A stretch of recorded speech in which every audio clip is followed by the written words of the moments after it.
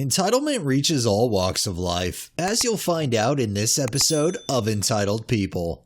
Our first one is from Lynn3000. In a previous life, I was a nurse, and one story always sticks in my mind. I was on a discharge ward juggling lots of patients trying to get home. Some by ambulance, but the majority had to rely on relatives to come and collect them. Most relatives were fine with this, but the occasional ones made it very clear that collecting their relative was an inconvenience. We had an elderly lady come down to the unit to wait one day. She was a sweetheart, and we got on like a house on fire. I kept an eye on her throughout the day and ensured she had food and drinks. She kept apologizing for being an inconvenience to us.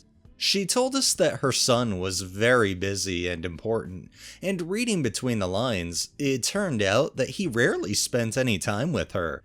"He's so busy all the time," she said. "I don't like to be a nuisance." She had been previously widowed and no other children or other relatives she could call on. It sounded like she led a lonely life, trying to be as independent as possible. This was her first time staying in a hospital. As the day wore on, I could hear the increasingly desperate phone calls she was making to him, trying to get collected. It wasn't hard to overhear him shouting down the phone at her that he was busy.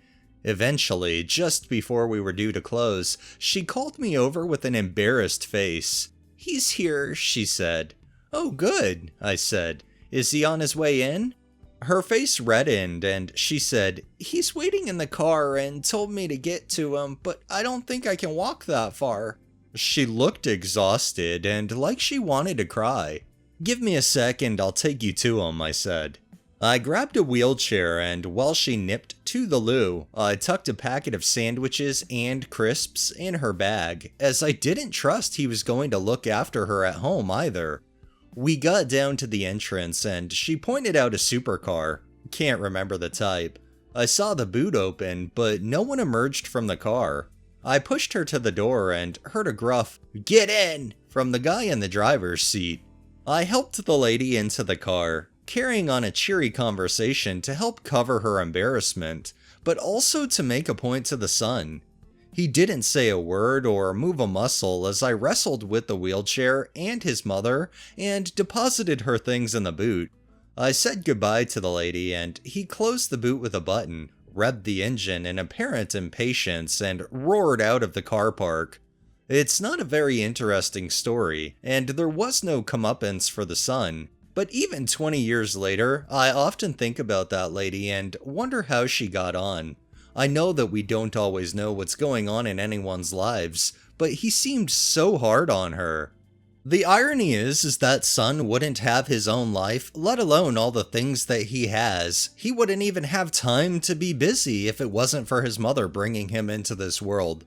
I swear, some kids are so ungrateful. This next one is by 1961 Tracy. A few years ago, two friends' mothers were hospitalized and subsequently passed away. During that time, they needed a last-minute pet sitter and I volunteered.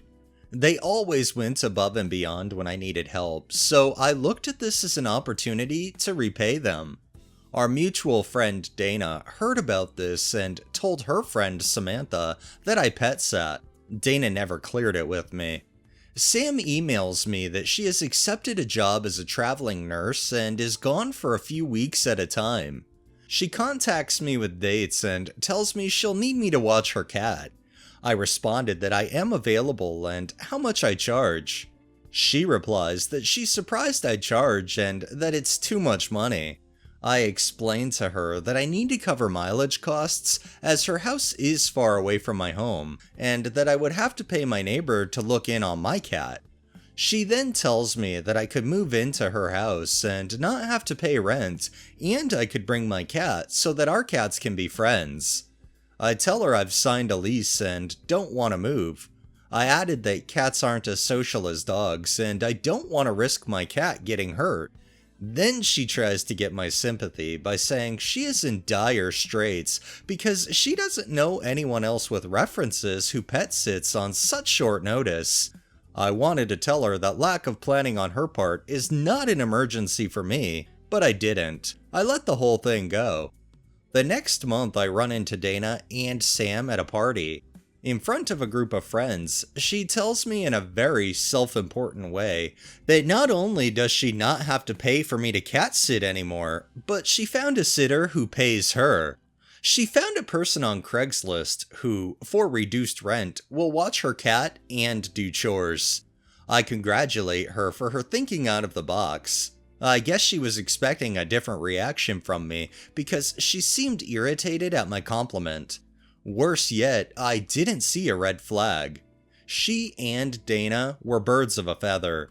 Dana ended up being one of the most condescending, entitled people I have ever met. I wish everyone strength with the entitled people in your lives. They are exhausting. You've gotta love those people though who have been turned down for a service, but then they somehow get that service, come back acting smug as if they really won, when in the end they just prove the point, that they're too cheap to pay anybody to provide them a service, and feel entitled to receive it for free. And our final one is from CDisc7270. This happened at work today. I work part-time at a popular clothing store in my country. The customers are usually entitled women who come up and spend their husband's money, and their whole personality is that they are rich. It's a sort of type of women here. They have those huge plumped up lips from fillers, often a dead giveaway of how they act, and they're so used to people kissing their butts that whenever someone doesn't, they make a scene. Me and a group of girls were working at the changing rooms, and a procedure we have there is to ask people how many things they're bringing in, and to ask them to press their bag on a sensor to detect if they have something from the store in their bags. This woman with a bitchy attitude, and the already mentioned huge lips, just walks by the station and nonchalantly starts heading for the changing rooms. We've all been sick of entitled people the whole day. So one of the girls shouts out to her, and the conversation goes as follows. "Excuse me, ma'am, how many things do you have on you?" "Come and count them." "Alright, I will." We are all a little flabbergasted by this already, and the girl starts to follow the woman. A few seconds later, the girl comes back all riled up and talks in the walkie-talkie. "Can the manager and security guard come to the women's changing rooms right away?" We all stare at her shocked and ask her what happened. She tells us that she came up to her changing room where the women had already placed her things in, and she was about to head in. The woman pushed her and started cursing her out. She told her she would be calling security, and the woman replied that she would call the manager.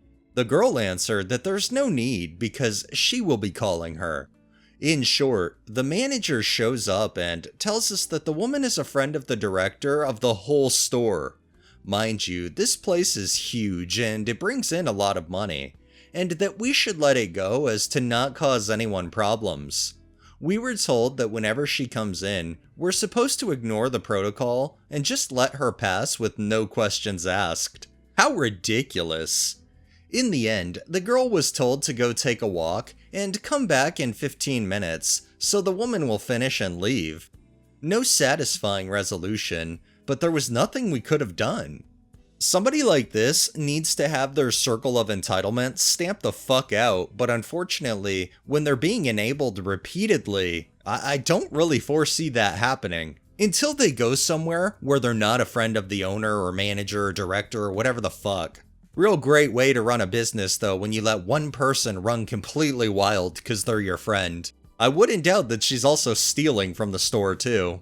Alright, that's enough entitlement for the day. Well, that wraps up this episode of Entitled People. If you liked the video, please drop a like, share my content on all of your social media, subscribe if you haven't already, and make sure to hit that bell so you're notified every time I upload, and drop a comment down below. It really helps with the algorithm and helps new people find my channel. Thanks for watching, thanks to my patrons, have a great day and stay safe out there.